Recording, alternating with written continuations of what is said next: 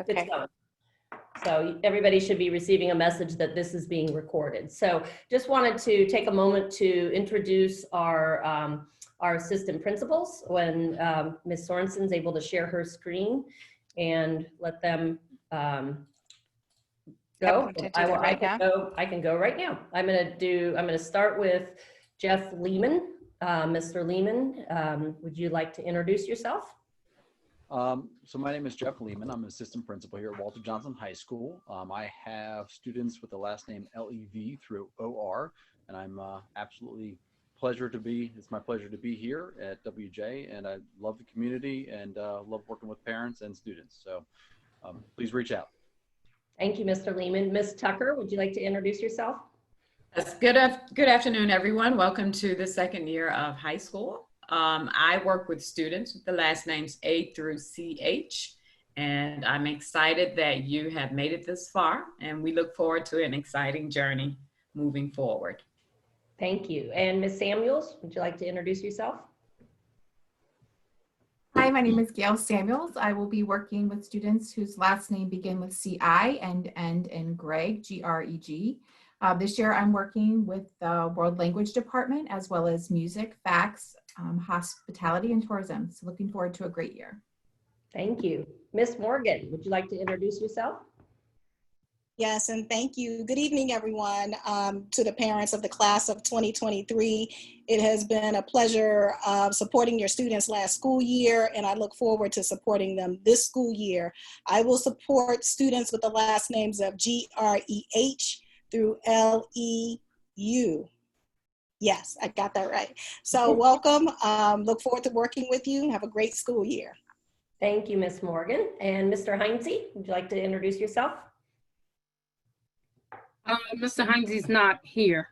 Oh, okay. Thank you. Mr. Heinze is supporting students with the last names of O-S through S-H-I-L, and he is looking forward to supporting your families this year. Ms. Rodriguez, would you like to introduce yourself? Hi, good evening. I'm Regina Rodriguez, and I will be supporting students' last names S-H-I-M through Z, and I look forward to traveling with them for the next 3 years. Thank you. Thank you very much. Anyway, I hope everybody finds this evening to be productive and useful, and I hope that the information that we share is relevant. We are recording the evening, so if you have friends that were not able to be here, or if your students wanted to take a look, they can always take a look at our videos. We are a very student-centered school, so that is our job, to make sure they have a great experience. So we are looking forward to spending the next 3 years with you and your families. And again, it is my honor to serve as the principal, and I hope that everybody has a great school year.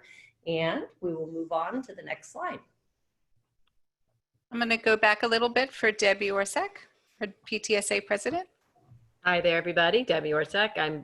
As we're starting the year, the PTSA president. Most of you probably know about the 3 main parent organizations at Walter Johnson. The PTSA is the advocacy group, and the one thing I want to make sure everyone has done is joined the new listserv, the groups.io. We transitioned completely, so if you're still on Yahoo Groups, we're not posting stuff there anymore. And I will post in the chat how to join the new listserv if you haven't already. And if you want to join the PTSA, you can do that online through the website.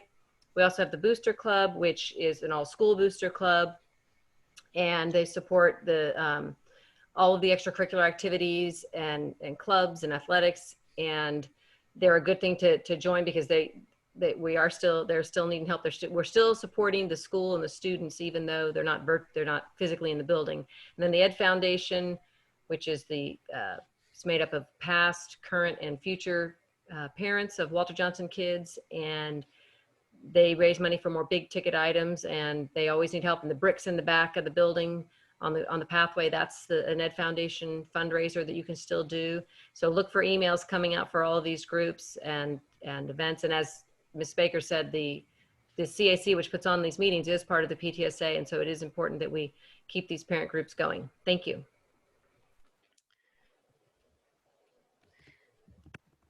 Thank you. I'm going to turn it over to administrators now. Okay, some of the topics that we want parents and students to focus on this year is, of course, every year, every grade level, grades are important, but more so important as students begin to matriculate to senior year. Now is a great time for students to begin looking into what they want to do for the future. Many times grades have a direct impact on that. So, you know, if you are a good student, please continue the work. If you're feeling like you can improve, you know, please make that effort to improve. We are here to support you, your counselors, your teachers, and administrators. Everyone is here to support you. As well, when you start looking toward the future, start participating, if you're not, in extracurricular activities. We have many here at WJ for you to take a part in, and so you have choices, and just feel free to explore and look at areas that you might be interested in. Complete student service learning hours is very important for a student who seeks a Maryland high school diploma. So you can even do that virtually. Ms. Sorensen will give you information on how you can complete service learning hours virtually. We have high school exit exams that are called MCAP assessments or graduation. We'll give you a little bit of information about that as we speak tonight. And as I said before, begin to explore career interests. We'll give you some ideas on how you can begin your research, and then understanding how college admission testing plays into that. So those are the ideas that we will cover this evening. And, we know that this is a challenging time. I can see from the chat, we have many concerns about technology and questions about assignments. And, hopefully we will get to your questions tonight. But, we want everyone to remain focused, remain calm, making sure that, as you are concerned about tonight, that assignments are submitted. When you submit assignments, if they're seeming to disappear or you can't find them, stay connected with the teacher. We have our check-in periods on Wednesdays. Those are great times for students and parents to talk with teachers about assignments if you're having some sort of technical issue. But staying focused and staying engaged, we know that it's difficult for all of us at this time. So we're here to support. Making sure to be present and on time. When students are not present, making sure that they get the look at the recorded lessons or contact teachers for makeup work, and pass all classes. Your credits are important as you move along, and know what is needed for graduation. I was just going to make a suggestion. I see some participants are raising their hands. We're not responding to the raised hands. We recommend that you post your question in the chat. And we have a lot of different moderators who are here to help support that. So raising hands, we're not going to stop the presentation. If you could just post your question in the chat. Lots of wonderful people online here to help you guys answer questions as we go through the presentation. And also, I want to reiterate, do not use the Q&A. I've been going into the Q&A and pushing people to chat, but do not use Q&A, use chat. Thank you. Thank you. That's me. So the importance of grades for sophomore year, we know that transitioning to sophomore year for students is another level of or opportunity for students to gain more independence. And throughout the college and career process, colleges like to see an upward trend as far as the students' performance. They know ninth grade is a year for transition, as I shared. Transition to more rigor, transition to more social dynamics that students encounter. So sophomore year is very important in order for students to understand the importance of their GPA. And when we talk about the trend is upward. If they are struggling, the first thing that we strongly encourage for students to reach out to their teachers first. This is the place where we want parents to encourage their students to be advocates and to be proactive and to form and forge those relationships with their teachers so that their teachers can get to know them. In the college application process, teacher recommendations and college and counselor recommendations. So this is where, you know, your teacher gets to see you and to see your effort as far as how you persevere within the classroom. So it's very important to just reiterate to your students, reaching out to their teacher, to reach out to their counselor if they need supports. 3 tips to help students have a successful high school experience. As mentioned before, strongly encouraging students to attend all of their classes, not only attending, but to actively engage within their classroom settings. We know that it is a challenge virtually just for students to begin that process, but a lot of them have been doing very well within their breakout room settings with their peers. And we know that that is crucial for them in order to engage in that dialogue and have discourse with their peers. But just to attend and actively engage is crucial. And also encouraging your students to ask questions and to make sure they communicate their concerns to their teacher. We cannot stress that enough. The first line of communication for them is to develop that level of comfort with their teacher, to feel comfortable with them in asking questions. The key word is be proactive. The other part or responsibility in gaining more independence with your academics is to make sure that students are following a schedule, to have their calendar posted, be it electronic or be it a poster board. I have a lot of calendars around my office and here, but for students to check their progress using Student View and Canvas so that they're aware of their progress, or if a grade is missing, or when there are deadlines and due date assignments, the due date and then the deadline. Students need to be aware of those in order to note within their calendars. So this is where they're stepping it up little by little to encourage them to take more control and to be actively engaged in their academics. Ms. Sorensen, thank you. How do we resolve class concerns? And this is twofold, meaning that we wanted to give like a protocol or a progression of steps in how to help students. The first line of defense is, one, if the student has a concern about a class, they should reach out to their teacher. It could be via email or it could be during the office hours. 10th grade is a time where we want students to gain, again, bridging that independence versus reliance, meaning they need to be the one who is advocating for themselves. And number 2, step 2, if the concern is not resolved, parents should engage with the teacher directly in order to hear back or to answer questions or concerns that a student may have. And step 3, if the issue is still not resolved, please reach out to the resource teacher for the department for that particular subject area. There is a line, not a line, but just a chain of command or protocols in which to follow in order to resolve an issue. Sometimes it's just a simple email to reach out to answer a question. And if not, then we step in. We do step in along the way in order to help guide you through the process. Ms. Sorensen, if you can advance.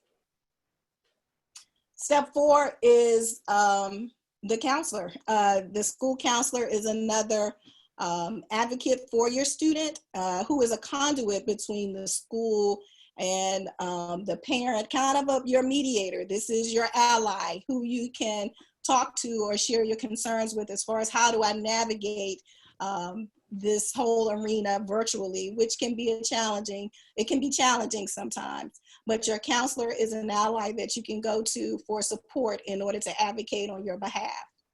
Step 5 would be the school administrator. I mentioned if there is an issue that is unrelated to a teacher, a counselor, or specific classes, you can reach out to us. I mean, I know I've worked with a lot of you where if you had a question about grades or just to, I mean, it could be, you know, processing extracurricular activities, or it could be job related. It could be letter of recommendation.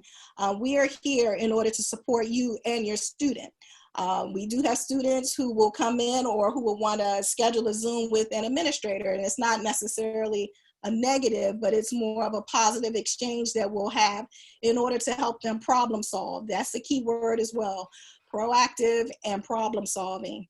And step 6, if there are issues that are not resolved at any of these levels, Ms. Baker, who is always available to the community via email or by phone and scheduling appointments. And I think I speak for all of us where we're all here to do that, but she is definitely one where she wants to hear from you if there's a concern. But we just wanted to give you some guidelines and for you and your student as far as how we work to resolve problems. Ms. Sorensen, I think the next presenter will be Mr. Lehman, who will speak to us in regards to attendance. Thank you, Ms. Morgan. So on the WJ website, and this is a screenshot of that, you will notice that about the 4th one down, there's attendance during distance learning. There's a link right there, and that really has all the steps that you need to follow in regards to if a student is, you're expecting an absence or a student has missed a class. You can go through that process, look at all that information. Natalie Britton is one of our our attendance secretary, and she's fantastic to work with. But if you do have questions about how do I record attendance, or if we have a doctor's appointment, how do I get that excused, you can go through that process. But you definitely want to let the teachers know what's going on, even if students are dropping off. I see my volume is not working that great. Give me a second.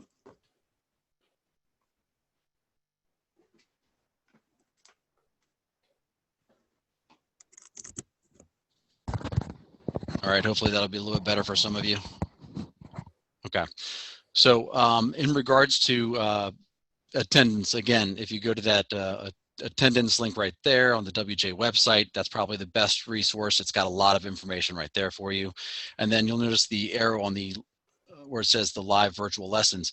After your child has missed a class, you would want them to review the lesson, view the video, get the work done. And then once you've done all that, then you would complete the live virtual lesson. And that would be the steps for getting that attendance taken care of. And again, you can reach out to Ms. Britton, that is the attendance secretary at WJ. Ms. Hornson? Mr. Lehman, just to reiterate the 72 hours. Oh, thank you. Additionally, the videos are up for 72 hours. So students have that 72-hour block of time to watch that video. Once the 72 hours are gone, unfortunately, the video is also gone. And that's part of the MCPS protocols with the videos. Thank you, Ms. Rodriguez. Okay, in terms of the distance learning schedule, I just wanted to cover a few things. So the top line right there is the end of September, and we had our B day today. Tomorrow is an A day, so it's a full day. And I wanted to highlight that in terms of support for students on the A days, so wherever you see an A day, which is a blue one, the 2:45 to 3:15 time frame is an opportunity for your students to check in with a teacher, whether it be missing assignments or a missed concept or something. Those are some great times to reach out to the teachers and schedule times with them so that students can get caught back up or just review some of the missed opportunities in class to gain full understanding. And then you'll see kind of the peach colored or the orange colored right down the middle, which is our typical Wednesday. We have our virtual check-ins. That's also a great time for students to check in with their teachers, review anything that they missed, or if they were dropping off a Zoom or whatever the case may be. Some good times to check in and make sure that they have all the information that they need and that they're getting the assignments turned in as well. This is the class of 2023. The sponsor for this is Ms. Solomon. Luke is the president. Sienna is the vice president. Leo is the treasurer, and Kiki is the secretary. I know that many of the officers have been working on, providing some virtual social gatherings and some other ideas that they've been floating out. So hopefully we will be able to get some things going for the kids here shortly, but we do have a lot of great ideas. We also have some restrictions as well in terms of being able to, meet places. So again, we're trying to do this all virtually. It's a lot of learning experience for us, but I know the kids are very interested in getting some things together. Just a reminder, the academic eligibility, this is what it's like in a typical time frame, but a student must maintain a 2.0 unweighted grade point average with no more than one failing grade in a marking period in order to participate in any athletics or school-sponsored extracurricular activities during the next marking period. I put this in here just because I think it's a good concept to keep mindful of. We will be going back at some point, hopefully soon. But again, just something that you need to be aware of for future once we get back into the school building and do some athletics. This is probably one of the most important things. Social media can be a wonderful, wonderful tool.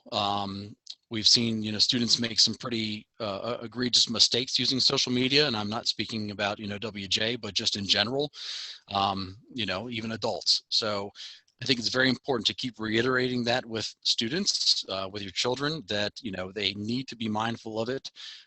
This is something where once you put it out there, you can't get it back. Once you send a text to somebody, you can't get it back. And it's just very important to keep reiterating those things. And just keep reminding them that it's important to be kind, and it's important to be an ally, and it's important to help each other out, when things are difficult. If you go to the next slide, please. This slide, if you're reviewing this with your students, I think it's a great idea, or with your children. The digital footprint, just kind of that whole concept. And I really just want to highlight this last line here in terms of it's becoming commonplace for companies, employers, and colleges to look at these. So whatever you put out there, whatever the fad is for whatever platform it is, once it's out there, it stays out there, and they need to keep continuing to think about the future because sometimes these things will pop back up, and they meant one thing, but it came out completely different. And it's important for them to consider that, they don't know where they're going to be in 5 years, or what clearance they're going to be applying for in 5 years. And so they just need to be very mindful about their digital footprint. Ms. Sorensen. Okay. Ms. Sorensen, I believe this is over to you now. Okay, good evening, everyone. Thank you so much for joining us. Hopefully the information we're sharing this evening is helpful to you as you navigate your child's second year of high school. Some things you've heard before, some things a little bit different with this new situation that we're all in. So we are, as Ms. Baker shared, a very large high school, as you know, although we're not feeling it right now physically because we're all in our individual homes. We have a very large student body, and therefore we have a large number of counselors to help support our students. And we are divided by last name by alpha. And so you can see on the screen that this year's caseloads are. As much as we possibly can, we do try to keep counselors with students throughout their high school career, but as some of you know, it's not always possible. We do have people who change positions, who may leave. Our growth has been a factor in some of the changes in order to keep the caseloads balanced and to make sure that all the counselors have, an even distribution so that we can support our students well. We sometimes do have to make adjustments, but typically we really do try to keep our students and work with the same students throughout the course of their high school career. So those are the counselor assignments, and you can see that right now we currently have 2 substitutes. We have a substitute for Miss Drummy. He's going to be with us for about another week and a half, and then she will be back in mid-October. And then we have a substitute for Miss Weddle, and he is with us until the beginning of January, until winter break. She'll be back right at the beginning after winter break. So Ms. Drummy's substitute is Mr. O'Hara, and his email for him can be found on the Walter Johnson website, as with all the other counselors, as well as Ms. Weddle, substitute Mr. Mullaney. So they have been working really well with our families and our students and supporting those caseloads as well. So just overall, what is the role of your school counselor? We really work with students on many different areas in their life, the academic, the social growth, planning for their future. And they're all sort of separate areas, but they overlap with one another. And we really help them navigate the high school experience because it is about academics, it is about growing socially, and it is about planning for the future. So we help them graduate, and we help them graduate with a plan. And that is what we really follow them through, all of those different pieces of their program as they go through their high school career. How can your students counselor help your student? We do work with students on organizational, time management, and study tips.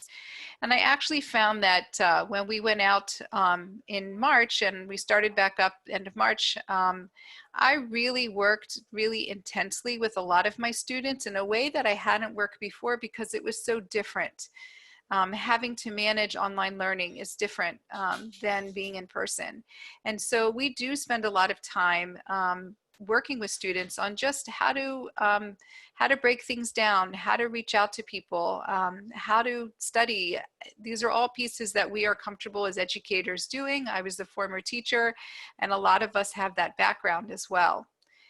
We work with our students on handling a rigorous course load. We want our students to challenge themselves appropriately, but not to be afraid to take risks and to challenge themselves. There's a lot of opportunity in pretty much every discipline at Walter Johnson to take a rigorous course and to really try to push oneself in an area that they are interested in and go to different levels, whether it's in world language, it's in arts, it's in music, it's in social sciences and science. Every area there's an opportunity to grow in that way. We help students and parents access supports and tutoring. There are a lot of different things that we could do in person that, we hope that we'll be able to do some of it virtually through some of the different honor society organizations. We do provide that information. Waiting to hear kind of where that's going to play out this year with some of our different honor societies who do tutoring and world languages and so forth. But typically the students are able to access peer tutoring at school. Some families do ask us for specific tutors, whether it's in a science or math or a different area. So we do have resources that we can refer. We don't endorse any particular private tutoring company, but we will be happy to give you some, resources to look through. We facilitate parent-teacher meetings. Oftentimes, if something's going on with a student in a class, it may happen in more than one class. The counselor may initiate the meeting, a staff member may request a meeting, a parent may request a meeting. So we come together and we arrange that. We've been doing these virtually through Google Meet, so families can all come together and be on together with the teachers and the student and the parent. We really look at solutions. What can we do to help a student be more successful? We also really support students around individual and family supports, whether it's in counseling, specific issues around mental health illnesses and challenges and substance abuse. We have a lot of experience of doing a lot of referring out to agencies and so forth to help our families and students receive support. So one of the things that was mentioned in one of the previous slides was knowing what you need to graduate. I'm not going to read through this slide, but just so you know, on the MCPS website, you can access the graduation requirements by year of graduation. So every student will have an idea for the class of 2023 what their graduation requirements would be. And so it lists it, it gives information about it. It's very easily accessible on the Montgomery County website. Just type in the search engine, graduation requirements, class of 2023, and you should find that.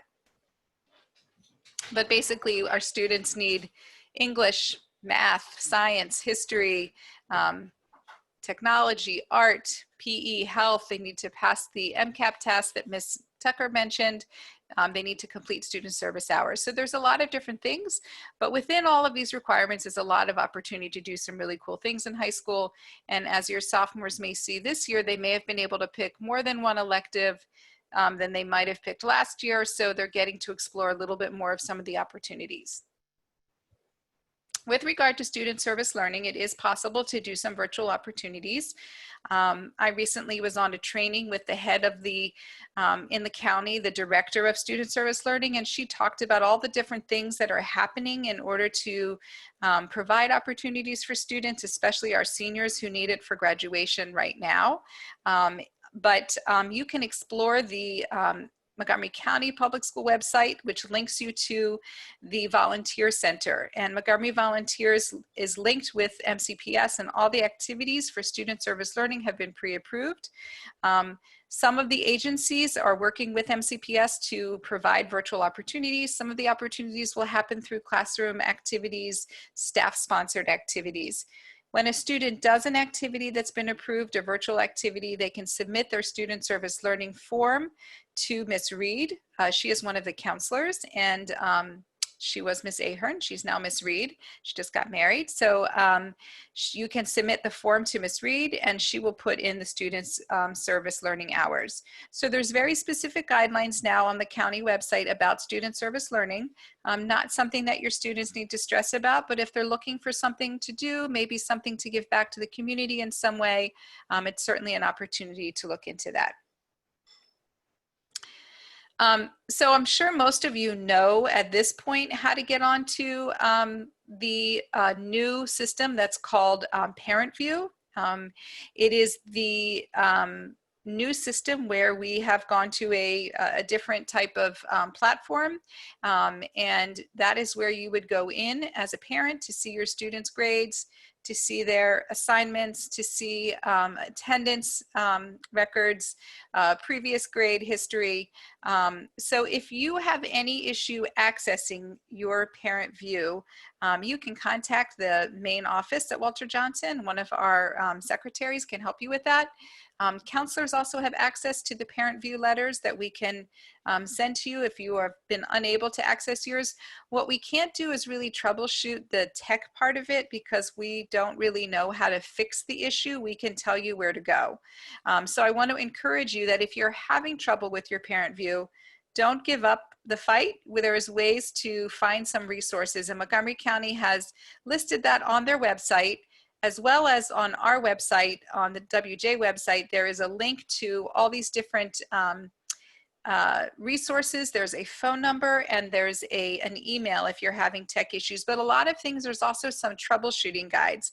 And Ms. Samuels put together a frequently asked questions guide that's also on the link on our website where it talks about the Parent View.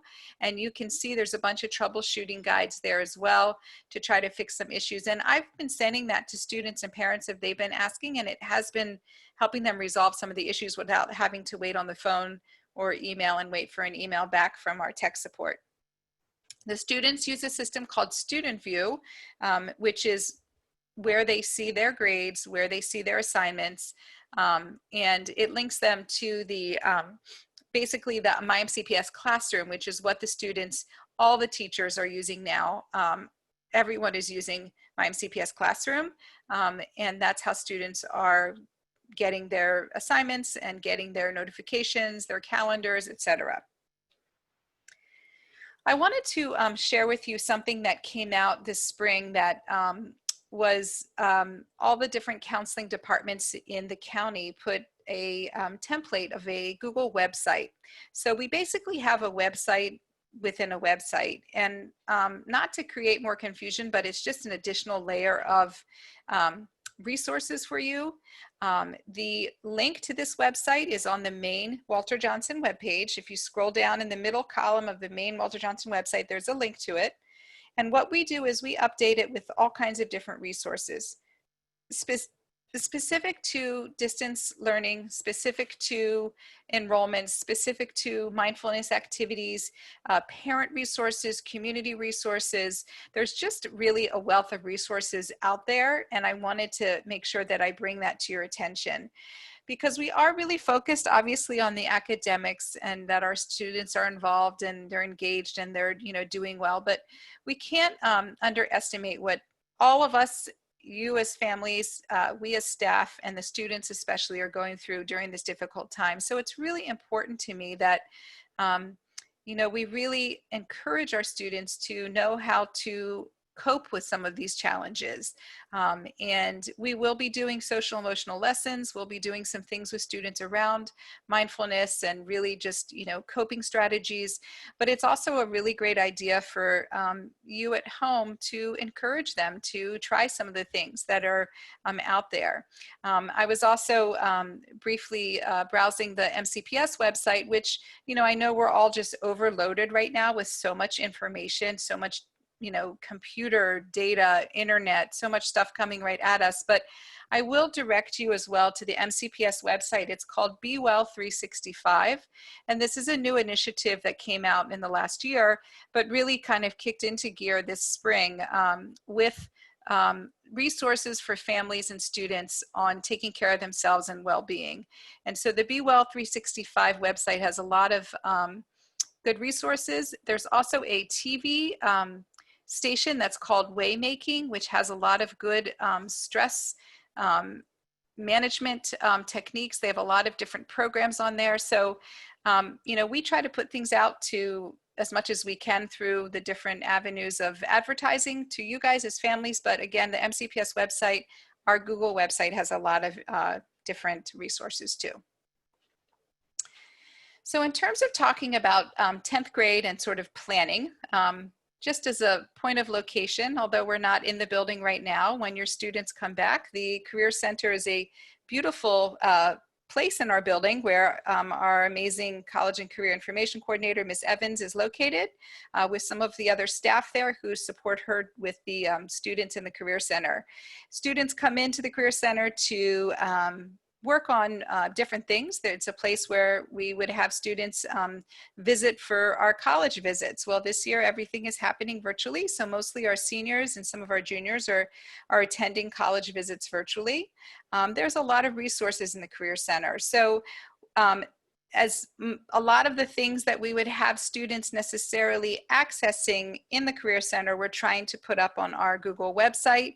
So you can take a look at our Google website. We do have a whole section on college and career, and we do spend some time with our students, obviously, throughout their 4 years as well, focusing on their post-secondary planning, whether they're going to look at a 4-year school, a 2-year college, go to work, go to the military, take some time off, take a gap year, do an experience. There's all kinds of opportunities for all of our students.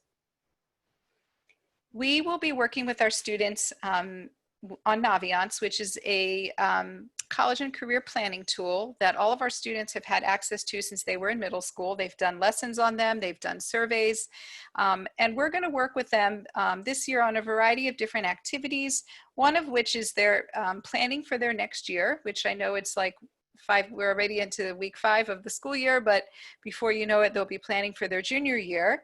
And we'll be doing some college search, just very preliminary, just to kind of give them a taste of what's out there and all different kinds of schools.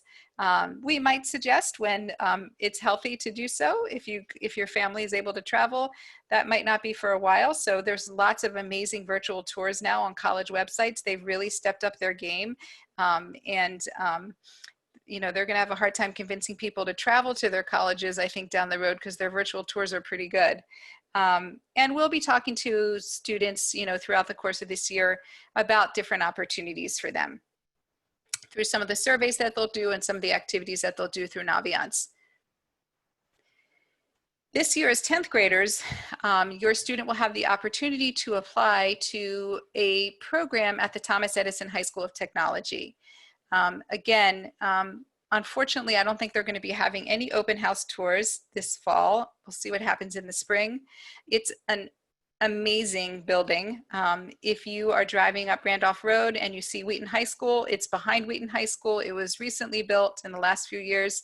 I've gone every year for the last few years and taken students on a tour from Walter Johnson, and it's just outstanding. The range of programs there for students anywhere from wanting to work in the carpentry industry, the auto body repair, law enforcement, network operations, cybersecurity. It's amazing what they have. They have a full restaurant and they have a chef who's a teacher, and it's just fabulous. Health professions.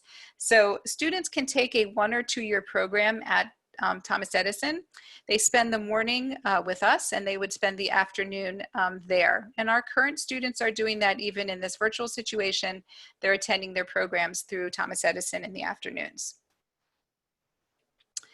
Another opportunity for sophomores to consider is the early college program. It's a newer program the last few years that MCPS has partnered with Montgomery College, where we do have students who apply for a full 2-year immersed program at Montgomery College, where they are earning their associate's degree and they're finishing their high school diploma at the same time. They're not attending Walter Johnson anymore as students. They're still enrolled as MCPS students, but they attend the program through early college. There will be a program, I believe, on our CAC that we'll see a little bit later about that.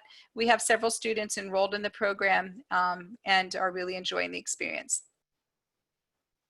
I want to talk a little bit about AP registration. So some of your students may be in an AP course this year, and their teachers already are talking to them about the AP registration.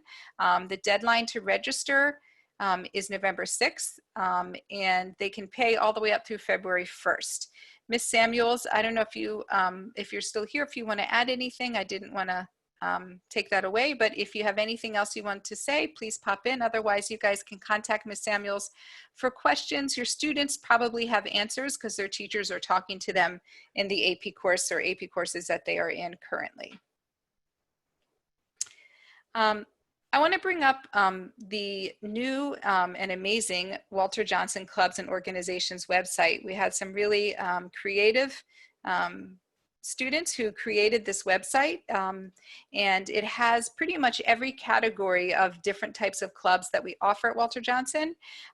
It's this clubs that are starting to organize. As Ms. Baker said, we're going to have a lot of extracurricular opportunities for our students to participate and visit with their peers and gather in the virtual world right now.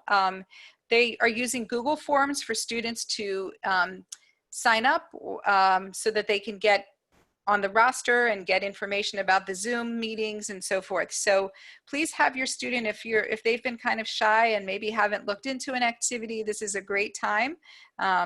They can do it from home and they can kind of try different things out. And I highly encourage students to do that. It's September 29th, and I'm busy writing my college recommendations for my current seniors and thinking back to when they were freshmen, sophomores, and trying to push them a little bit to take a risk and get out there and get involved. And when they take that opportunity and they start to build relationships, they become the leaders in these clubs and these organizations. So it's a great thing to encourage your students to be involved in. They don't need 10. 1 or 2 things they really like is really a great suggestion. We also are having the opportunity for students to participate in non-athletic extracurricular through this Google form that I talked about. There is, if you go to our website, there is the link to this particular Google form, and you can use that in order to participate in the extracurricular activities.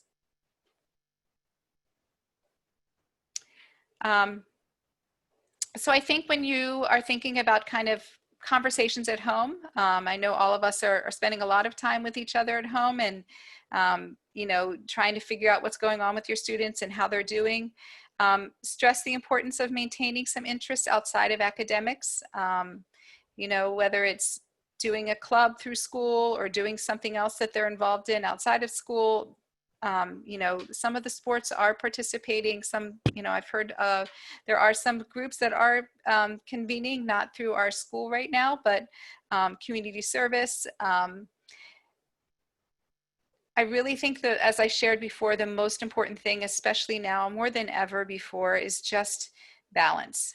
If your student is stressed out, if they're having difficulty with virtual learning, if they are having difficulty managing their time, if they aren't sure how to access supports from their teacher, you know, this is the time for you to help them figure that out. Encourage them to reach out to teachers, encourage them to reach out to their counselor, and to, you know, an administrator if they're having an issue that they need some help with. We're all here to support them. We really want to make relationships with our students, and if many people who know me know that it's, you know, I breathe, sleep, eat Walter Johnson. But this is really, really hard for all of us to be away from our kids. When I had a Zoom with my seniors, you know, I was like almost bawling. I was just so happy to see them and just to have that connection with them again. So we all miss our kids. We want to be there with them. So please encourage them to reach out to us. We are, you know, we're getting more emails than we ever have before. And so we're trying really hard to be as attentive and get back to things as quickly as we can. So thank you for your patience as we are working through all of this at the beginning of the school year. And we look forward to working with your students and with you to help navigate the sophomore year, and wish you guys all a very healthy and productive year, and safe, and that we all get to be together again soon. I'm going to turn it over to Debbie. Hello. So these are some of the virtual CAC fall events that are coming up. As was mentioned in the chat, there is a parent coffee on October 7th for college admissions testing. We have the mock ACT and SAT that are coming up. Emails have gone out about registration for that. Your sophomore can certainly take that. There's no reason to not have them. They can, I know I had mine take both the mock ACT and SAT to figure out which one they thought was better for them before they did the real ones. And then we have college financial aid, never too early to start thinking about that. Understanding AP classes, if you have questions, if your child maybe has just started taking them this year.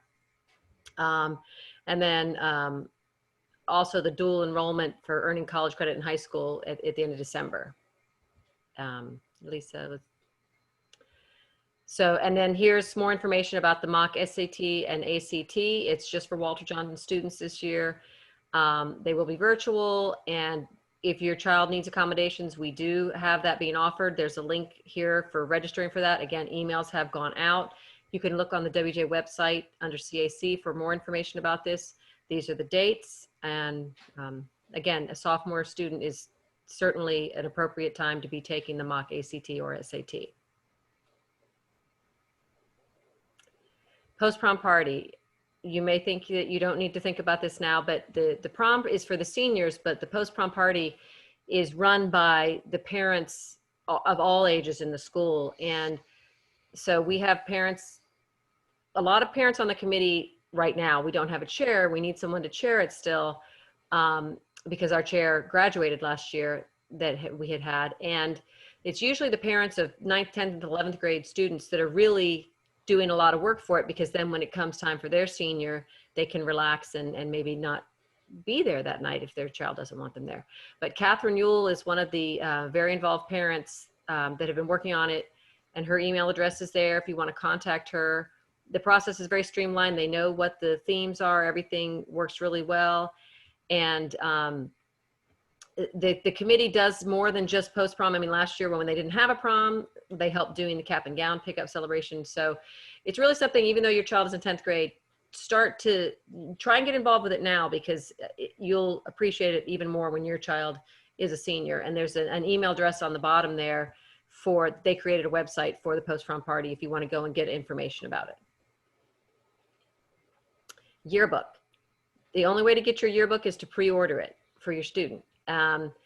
And there will be a yearbook this year. Messages have already gone out trying to get, collecting photos from what, kids are doing, what their life is like, whether they may want to forget this year, but they really will want to remember it. So Please, the code for ordering the yearbook at yearbookcenter.com is on here. There have been emails on the listserv. Again, join the listserv so that you get those messages. And if you know your student will really want to be able to show their kids and grandkids one day that they actually survived a year of, hopefully not a year, but part of a year of virtual high school. And that's it. Okay, thank you all very much.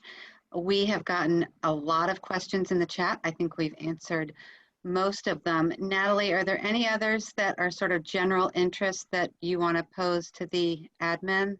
And also I'll talk about a couple of the things that were in there, Natalie, just because they were bigger than typing back. Okay, why don't you go ahead and do that first then, and then if there's anything left, we'll go. Sure. Yeah, no, I'm sure there will. So there are a couple of things that came up. One was about the letter that MCPS wrote to the teachers about the 45-day warning about the, not warning, but just alert that there could be students coming back into the building at some point. The county, in the teacher contract, and again, I just want to make, because somebody was asking me about the teacher contract in the chat, or asking about it and how is that helpful for students. I don't have anything to do with the teacher contract. So that's bigger than WJ, and that's really more at the county level. But what I will say is this: in the contract, there was a stipulation that MCPS had to tell teachers 45 days, not school days, but 45 calendar days ahead of any change that may occur with our current situation, which is all virtual learning. So MCPS wanted to have that option. And so they sent a letter to the teachers saying that they were alerting them that, you know, there could potentially be some kids coming back, I guess, at the beginning of second quarter. They have not announced anything about that, or what groups of students that might be, or if that is even going to happen. So that was just their legal obligation to alert the teachers. So MCPS does have a plan to integrate students back. Should the Health and Human Services, Dr. Travis Gales and others say that it is, you know, they feel that it's safe for them to come back. So they are developing a plan. They've submitted that plan to the state of Maryland.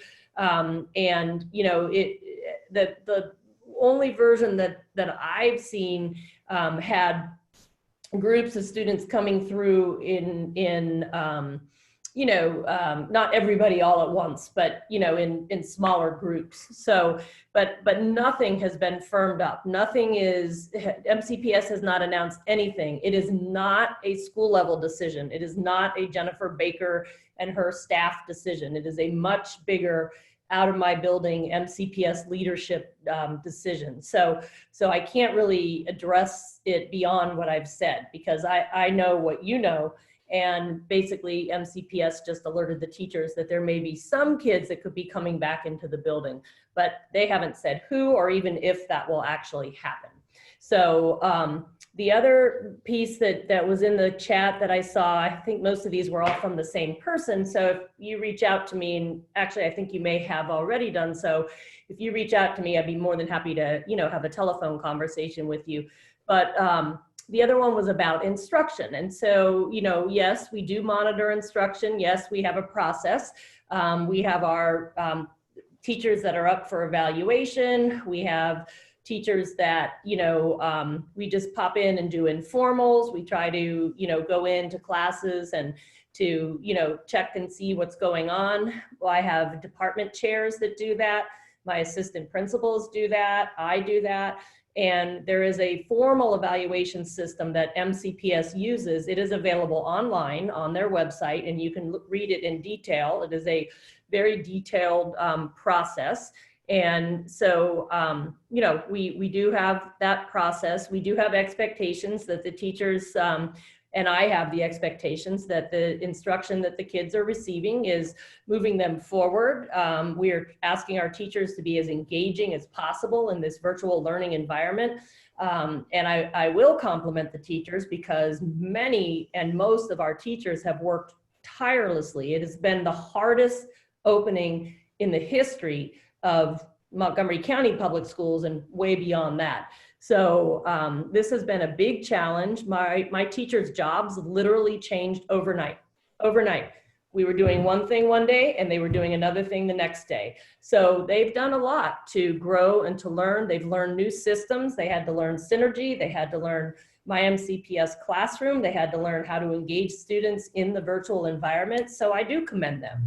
If you're having difficulty and you're not feeling that your children are getting what they need, you should reach out first and foremost to the teacher, because they can speak directly about what they're doing.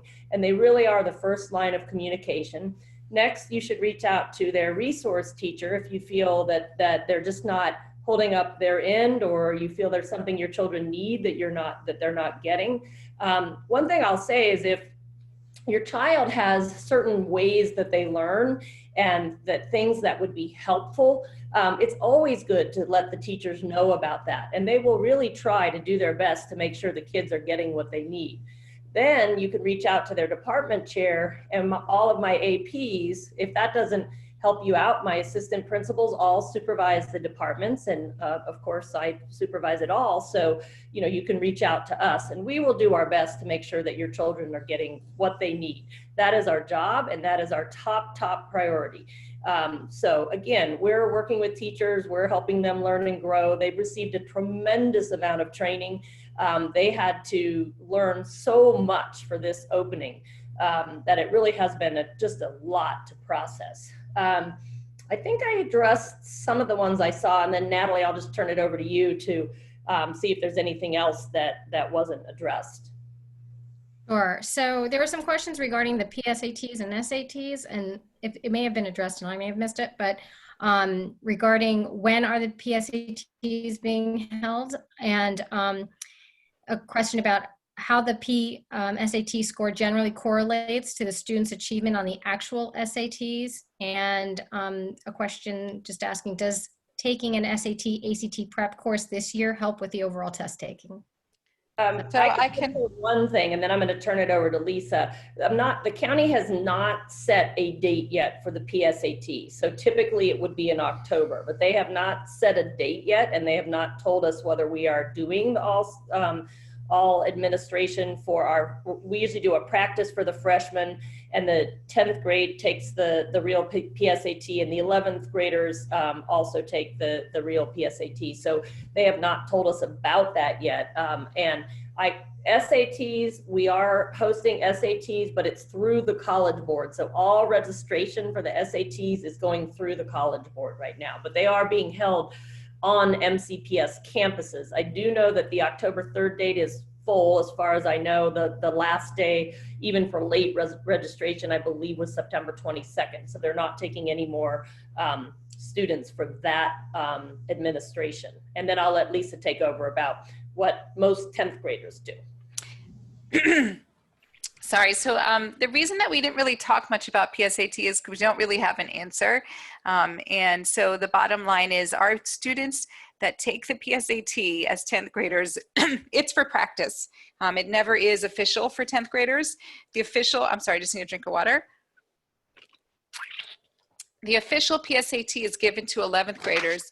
And right now, again, this year, we're in, unprecedented times. And at this time, MCPS is not administering the PSAT to students. So that's why we really didn't bring it up. We didn't want to, sort of add too much else to the picture that we don't have a lot of answers to. With regard to the SAT and the ACT, the two major college admissions entrance tests, we typically don't advise our 10th graders to take those as official tests. Some students do, but very few. It is really a test geared towards the junior year, during the junior year for students to take. So it's not something for our students to really stress about. I wouldn't even really say that it's the time to prep. I would say that it's the time to continue building your skills in writing and reading and math, which are the areas that are mostly tested in these major tests. Someone did ask in the chat, what's the difference between a PSAT and a mock SAT? So the mock SAT and the mock ACT is they're old tests that were previously used. It's just a way for students to experience what a real SAT or a real ACT is like. So that is something that the CAC offers. And I know for myself, I had my 2 boys do this. They're students at Walter Johnson. They did it in the fall of their junior year. That way they had a better sense of what they wanted to prep for. And then they took the test, you know, in the winter and spring of their junior year. So I would say that if a 10th grader wants to take a mock test to practice, there's, you know, nothing wrong with doing that, as we all stated here. But the PSAT is scored by the College Board. We're not going to be giving it right now at this time, but if we were giving it, it would be something that would be sent. It's scored by the College Board. In 11th grade, the students who take it as an official test can qualify for some scholarships through the National Merit Scholarship Organization. So another question that was asked was, how does your performance on the PSAT correlate to your performance on the SAT? And we do find that there's a pretty good correlation between a junior's PSAT score and where they are with their SAT. Not as much a sophomore. And the reason is they're still developing. They're still developing in their writing skills and their math skills. So I see that the junior year PSAT score tends to be a little bit more indicative of how a student would perform taking the SAT. But again, I always say that a test is a test that you take at a particular moment on a particular day. And you know, students don't prep for the PSAT, but they typically prep for the SAT or ACT. So a lot of our students come more prepared to the SAT and ACT in their junior year than they do for the PSAT, which is a practice. And it is a nice thing that WJ offers via our CAC, the mock tests. That is really very unique. Not every school offers that opportunity for students. So it is a really cool opportunity that we offer our students. Are there other questions, Natalie, that we didn't get to in the chat? There was just one about, is there a plan to go back to in-person learning? The in-person learning, again, that's a county level decision, and the county does have a plan for when it, you know, whenever they deem that it is safe for this to happen. They do have a plan to integrate students back into the building. Obviously, that is what everybody wants. We know that our kids are missing a lot tremendously, you know, just their interaction with each other. I did see something about sports, and could we do something about that? You know, that again is, all of those decisions are county level decisions, because if it's done at WJ, it's going to be done at every other high school. So all of us heard the governor's announcement about how he said that fall sports could start happening. Not Walter Johnson, but MCPS put an immediate response to that out, saying that at this time they were going to continue with their virtual sports, and when it was safe, they would, you know, have the students participating in fall sports or in sports. And I had heard before that there was some plan for something to occur in February, but I think then the governor's announcement changed that. So again, we heard that at the same time you heard that. I seek direction from MCPS in terms of those things. I cannot make those local decisions, because if it's going to happen at WJ, it's going to happen across the whole county. And so in-person learning, I know MCPS has a plan. That is the goal for everybody, to get back to in-person learning as soon as it is safe. And we sure miss our kids and our teachers, and our building is huge, and it needs to have some young people roaming the halls and going to their classes. So that of course is the goal. I cannot tell you how much we miss our students and miss our staff. Jennifer, there was one question that I saw that I don't think was answered, that I think I know the answer to, but talking about when students are absent, they need to access the recordings of the class. And someone asked, well, if your student is not absent, can you still access the recording in case they want to re-look at the class? Yes, and that should be a huge advantage to that. But again, it only lasts for 72 hours. I think I saw something in there that somebody said there wasn't a recording of a class. So I'm not sure about that. If that was a specific class, you can, I would reach out to the teacher. If your child, I think it was somebody's child went to the dentist and then they didn't have a recording. So I don't know if they looked too early for the recording or too late, or if there really wasn't at all a recording, or they didn't know where to look for the recording. So I would reach out to the teacher about that. But recordings you can look at anytime. I think that is one of the few silver linings of our virtual environment. And we're now recording things where we haven't done that in the past. So the kids can go back and relook at lessons if they'd like. Thanks, Jennifer and everyone. I think that's all the questions from the chat. Okay, thank you, Natalie, and thank you, Jennifer. If any of you parents have any questions that were not addressed or you think of later, you've met the administrators, you know who your counselors are. I have found everyone to be very accessible, so please feel free to reach out to all of them. Thank you, administrators, for taking the time to be with us, and parents, thank you for coming. Again, please fill out the survey. Natalie put it in the chat, and you'll get an email before the debate is over, and we would love to get your feedback. And of course, if you have ideas for future meetings, please contact the CAC. I think the email address was also in the chat. We put these meetings on for you, and we really do welcome any ideas that you have and any feedback you have. So with that, we will wrap it up. Thank you to everybody. Thank you, everybody, for coming this evening. We appreciate it so much. Thank you. All right, and we'll stop the recording. Yeah.